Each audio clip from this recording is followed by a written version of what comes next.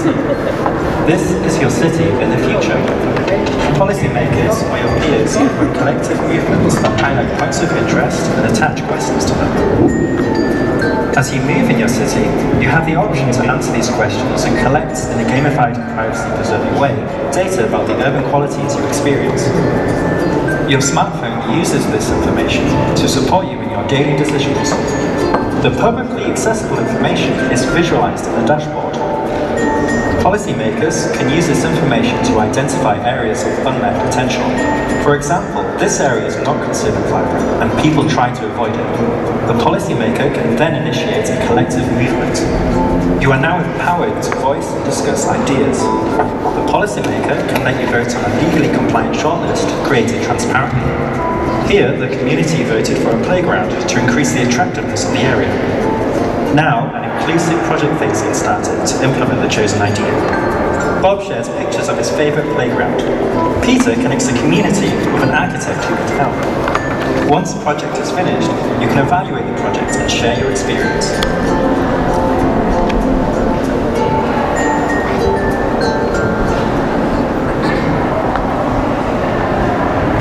Hello everybody, I'm Evangelos and I'm on stage with my team, Atif, Mark and Mikael.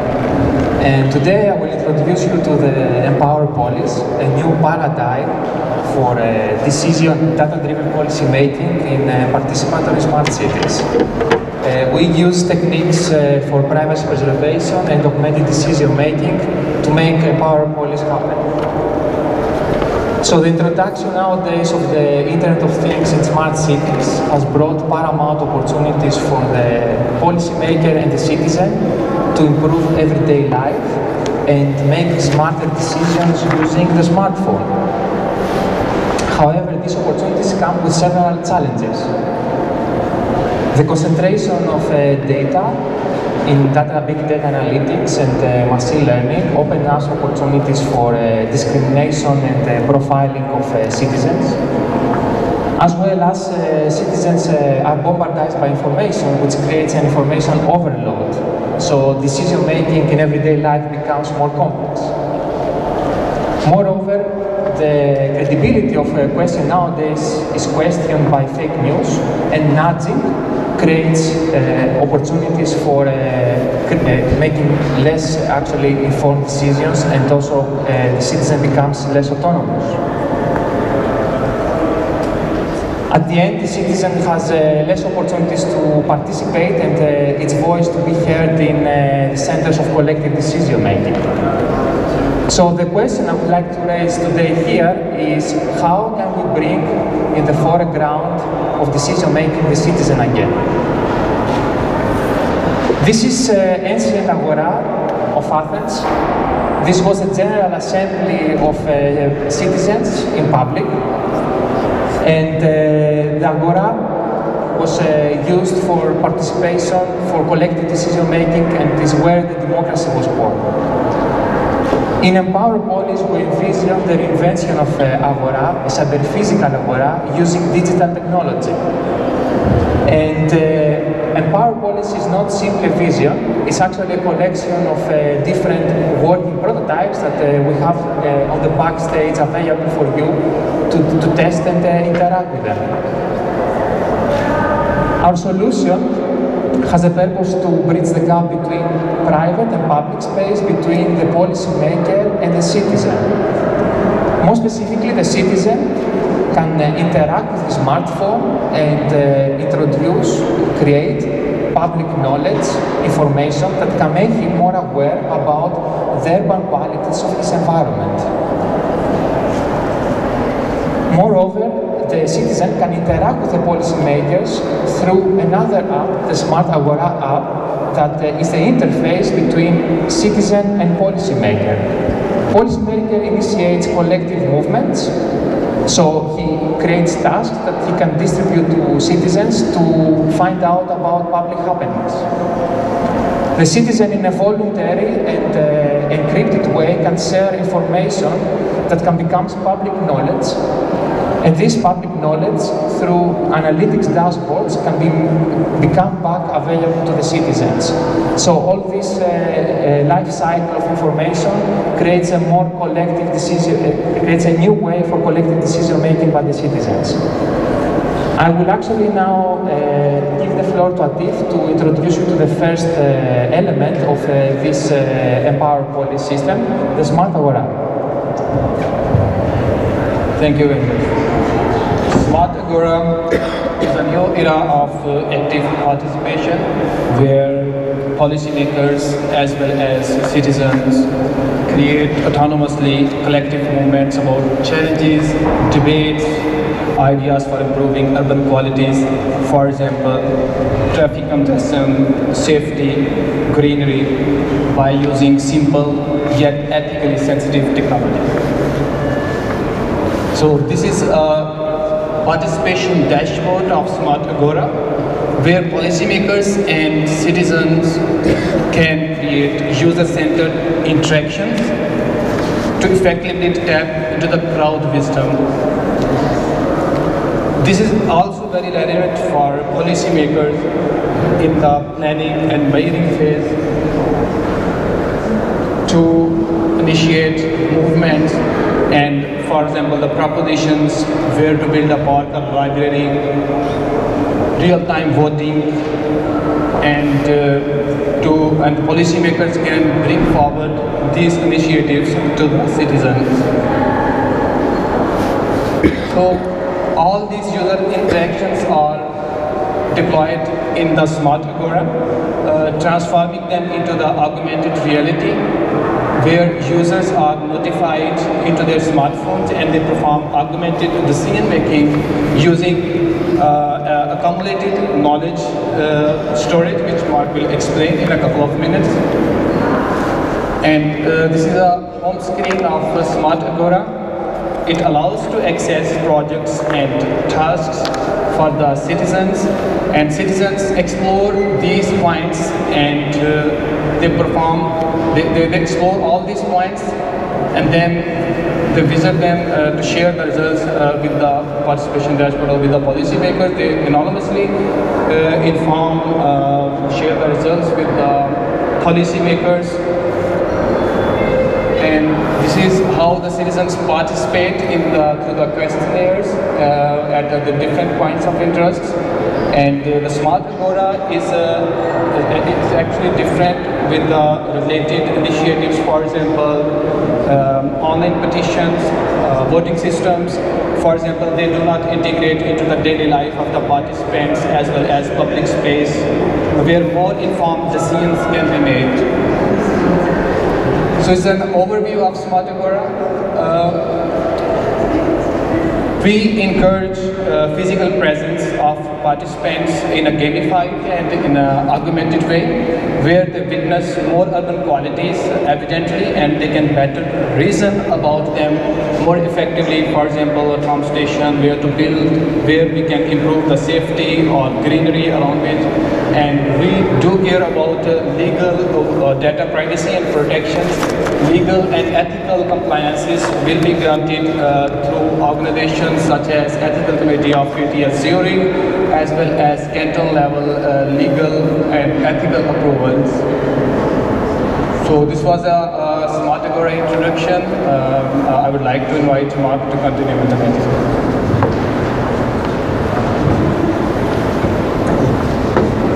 Okay, thank you. As Atif pointed out, with our second tool, we give the citizens the possibility to build and store their own private knowledge, like their expert knowledge. And the question is, what is this expert knowledge? One can model it through such a linked data structure. In this data structure, I can save all kinds of information. For example, I can say my mom likes a specific type of red wine, and she visited my brother who works at Rolex in Geneva.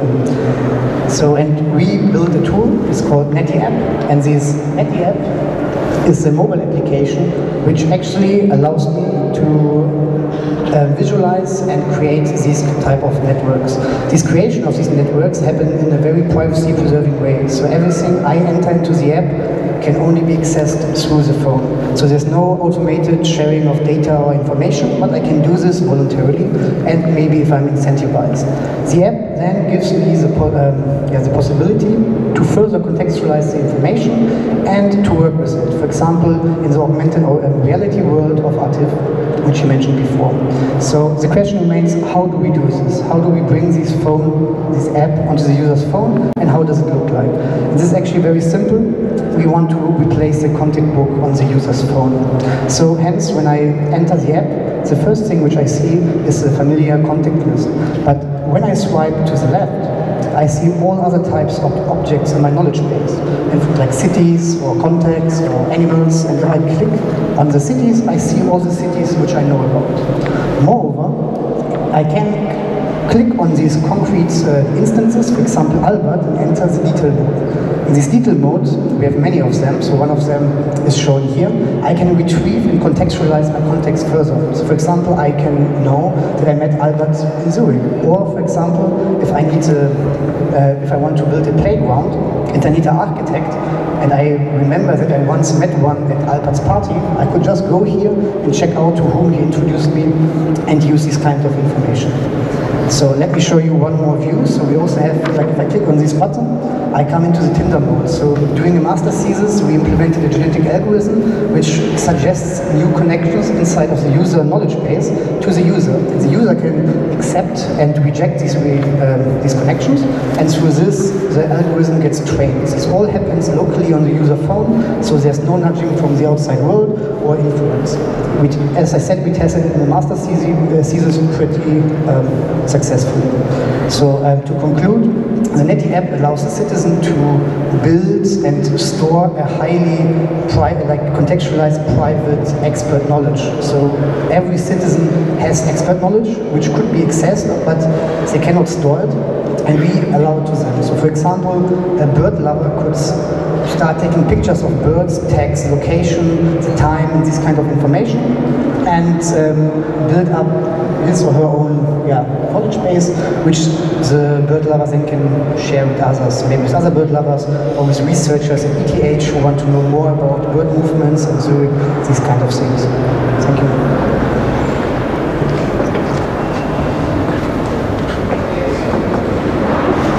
Okay, where are we actually in the building phase of the Empower Polis?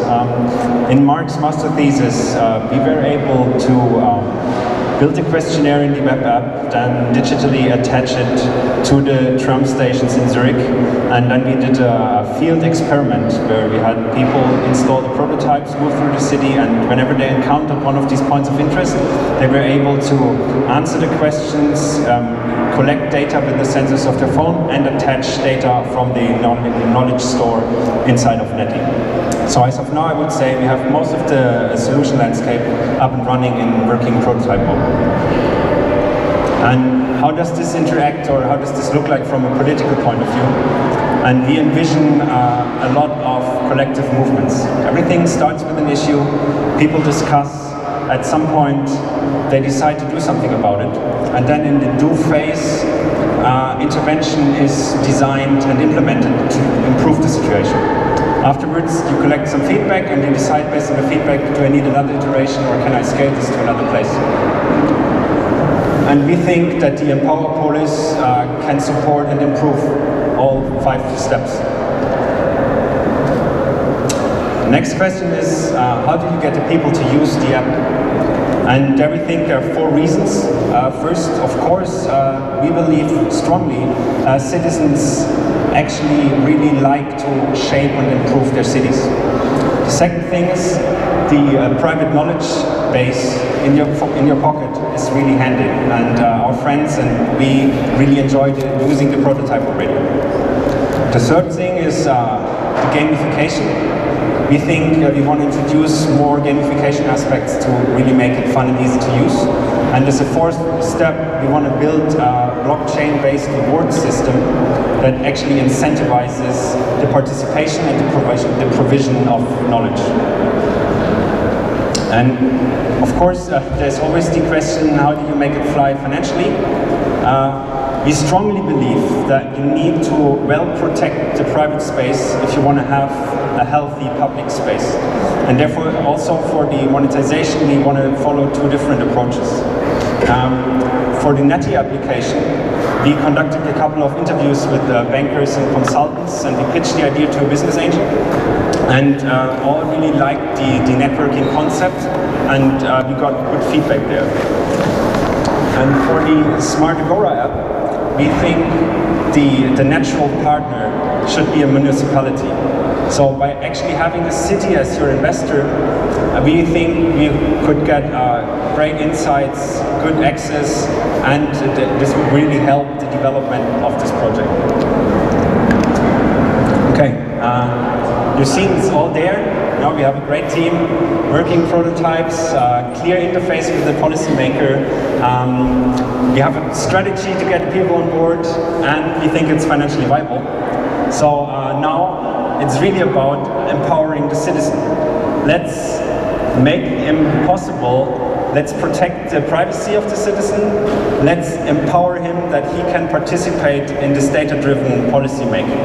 Give him the tools to understand the city better, and give him the tools to improve the city further with these collective movements in a scientific way.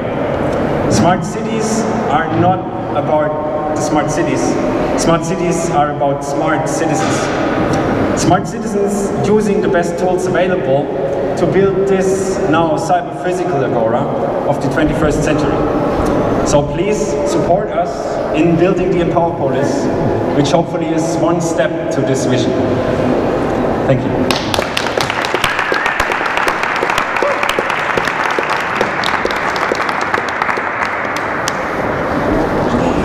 Thank you very much. I would be very interested in the feedback you got from the angels and consultants on the economic feasibility of your concept. How do you imagine the business side of things? Okay, thank you. So I worked 2 years for a bank, and naturally you have these moments where you enter the office room again and you just saw the people and you forgot about them, or you saw the email before and they told you in the last meeting something about the child or this kind of information, but one is just forgetting it. And from there basically this idea came to enable people to store their knowledge locally. And what we did, I conducted like interviews with people. Usually there were many external consultants, so I had some questionnaires to them and asked them if they could use such kind of a tool for the networking. And what came out amongst others, most people use what's called Microsoft OneNote to keep track of their contacts, which is totally not made for such kind of thing. And from this basically the idea came out that yeah, for better networking you have to know your partner. And yeah, so there was a big resonance from the consultants.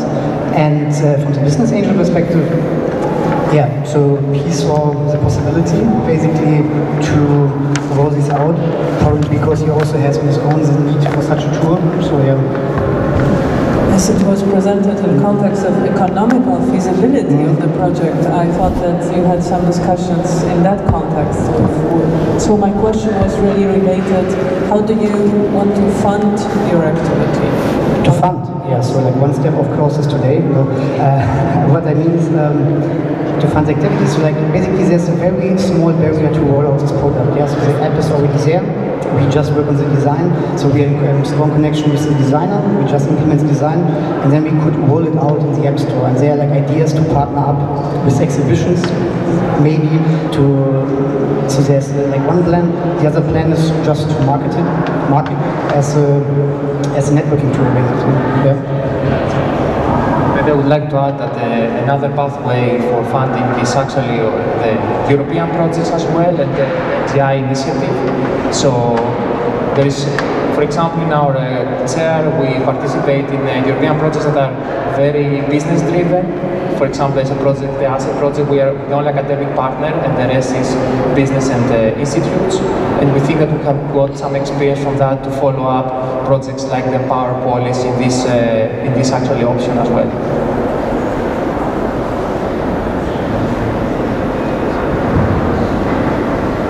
Thank you.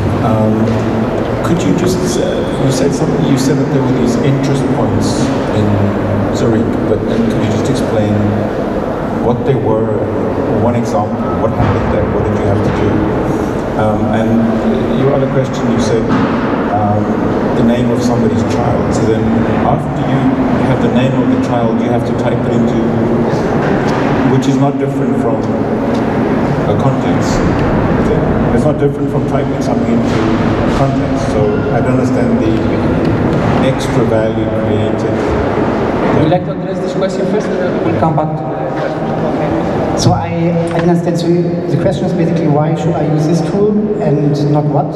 Yeah, so I understand there's something sophisticated about this that's going to replace context. But the example you gave is you know the name of somebody's child, and then what happens? You've got to type it in. Yes, so the thing is, like, it's very easy. So after a meeting, when I get some information, I just type it in. We have different modes to connect information. So usually it's like drag and drop. So like the phone learns when you're in the office. So the phone will know when you enter a person that you met him in which office, which meeting, which day, all these kind of things. It's very seamless and easy. So like before you put out your laptop or you take out a notepad and you lose it, this is all structured and connected with each other. And you just make one drag behind. We have the genetic algorithm which is learning, so it supports this connection. So for example, if I meet every day someone in Zurich at ETH, and I meet at the same time again someone, the app already will know that you probably met him here at ETH, suggests you a link, you just say yes, no, yes, no, yes, no. So you're sitting in the tram, it's very easy. And if you get more specialized information like names of childs, you go to the LinkedIn mode. If you scroll a bit down, there's like family relatives, so like they're the most important links, and you save it in because it's information that usually helps. You just ask, hey, how's your wife, blah blah, but it's much more nice to know the name of your wife, not just that he has a wife. So that's the idea. Maybe I can make some remarks about the points of interest. So the point of interest actually are part of the collective movement that the policymaker initiates. And for example, in the study we did in our team, we actually used the points of interest as the tram stations of Zurich. And the idea was that the citizens can move around during after work or when they are going to work, and when they approach, so they they're in close proximity with the tram station, they can get some questions about what do they think about the greenery of the area or the safety of the area. So in this way, we integrate seamlessly in the daily life the actual policy making and decision making, and we can rate the urban qualities. For example, how greenery or how safe is a certain place. And we actually did that. We collected very interesting sensor data, but also social data from the responses of people. And we saw that the people had really a lot of fun to participate and actually answer these questions. So I very much liked the tagline that you used, augmented collective decision making. That really, I think, sounds very, very neat. I also like how your technology actually integrates very smoothly in the daily life of users, and that you are so sensitive to the whole data protection and privacy thing. I think that's absolutely crucial if you want to bring that further. Question mark probably around how you try to achieve the critical mass so that you benefit from the network effects which are at the core of this engine. I think it's good to assume that everybody has a genuine interest to, make things better, but I'm not sure whether this is enough, coupled with some gamification aspects. So that would probably be an area where I would dig a little bit deeper. Thank you.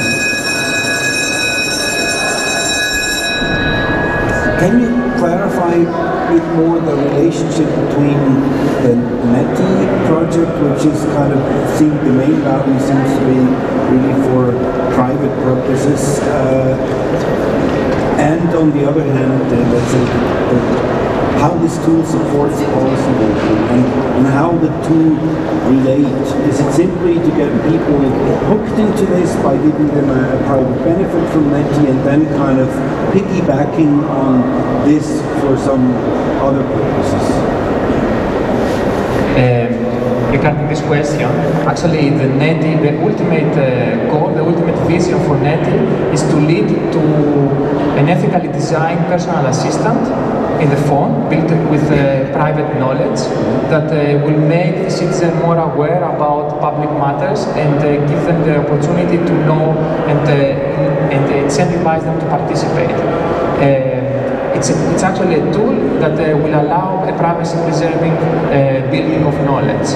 And the Smart Agora app is actually the interface between the citizen and the policymaker, and this is the connection point of the tool. Okay. And maybe one last thing, so for example, if the policymaker wants to reconstruct a road and puts a point of interest there, and there's a tree where maybe each day a very important bird is sitting in, and there comes one citizen around this point of interest, should we cut down the tree? And he has already 2 million pictures of these birds sitting in this tree and just said, no, there's a very important bird, I don't like the idea. So basically you can plug in your private knowledge at the moment you like to voice it, and you have the tool to easily do it, so it's ideal. Okay, so I really like this, although Thomas asked basically the same question I was going to ask, and I actually now like it slightly less as a result of your answer. The NETI thing seems a lot like a fairly standard semantic hypertext system, right? I mean, this is Memex, this is Xanadu, this is a load of stuff. I like the fact that it's private.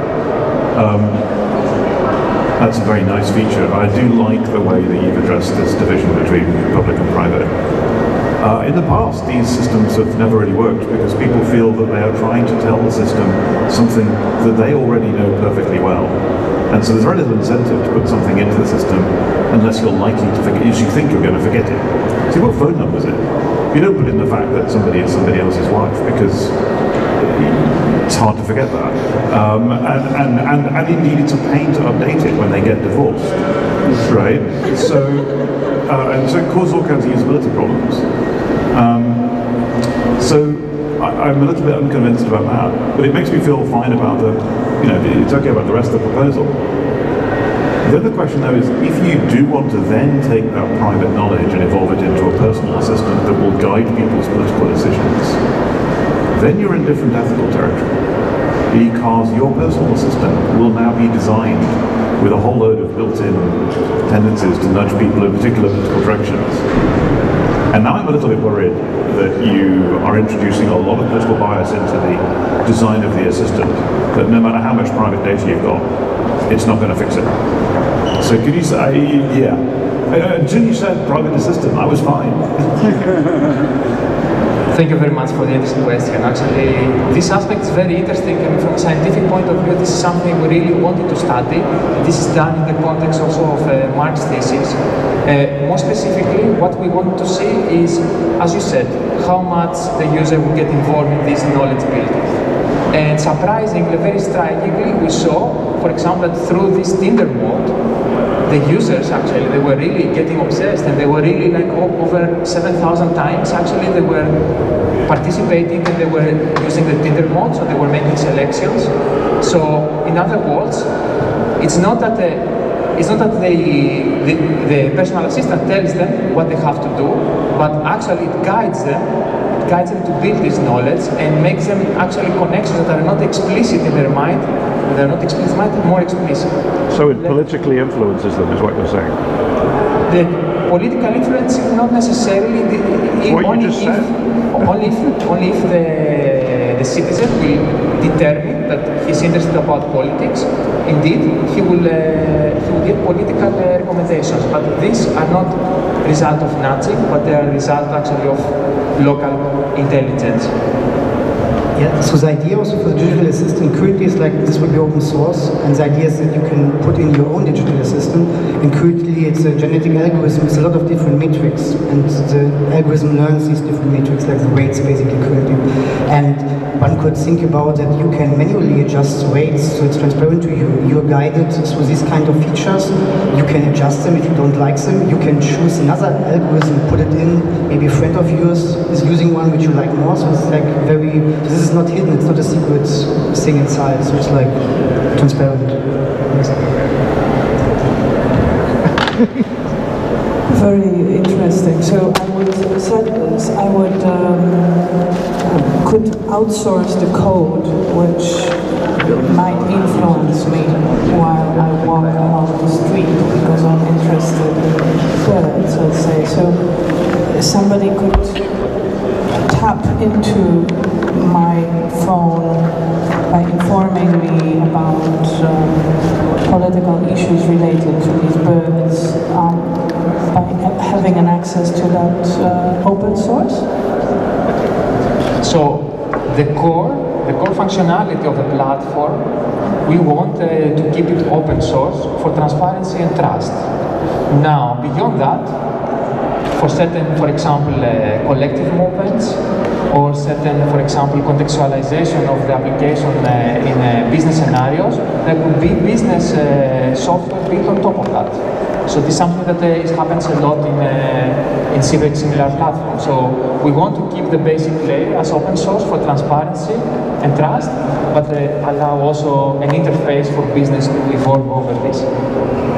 Maybe, did you also ask like if the actual information is private and what happens if somebody attacks it, basically? So how we think about NetETH, it's more like your diary. Of course, somebody can steal your diary like this. We have to think about how to do these kind of things and to protect oneself from attacks, but this is also in the responsibility of the user in the end. And the second part, the actual information the user is storing inside the phone is not open source. Yeah, so like the code which supports the user is open source, but what the user is storing is private, so nobody can see it, only if somebody's stealing the phone, breaking in, and I don't know, this can always happen. So I arrive at US immigration, and the immigration officer says, "Welcome to the United States. Please hand over your phone and the passport to your private information." Yeah, it goes a bit into the direction of this self-sovereign identity. So like basically you have all the information with you and you can share it with others on a need-to-know basis, of course. And if you wish to go into the USA, then I think you have, of course, you know, like in the end you also have to do it now. Like you go through all this vetting and everything. So maybe you could decide not to go to the USA anymore. I could suggest, but I don't know. One option is to encrypt this private knowledge. So there are different techniques that we can use here to encrypt and protect it, but we don't know, of course, the computational power of NSA against that. I mean, but this is something that is an inherent problem in all computational systems, so not only in a power policy.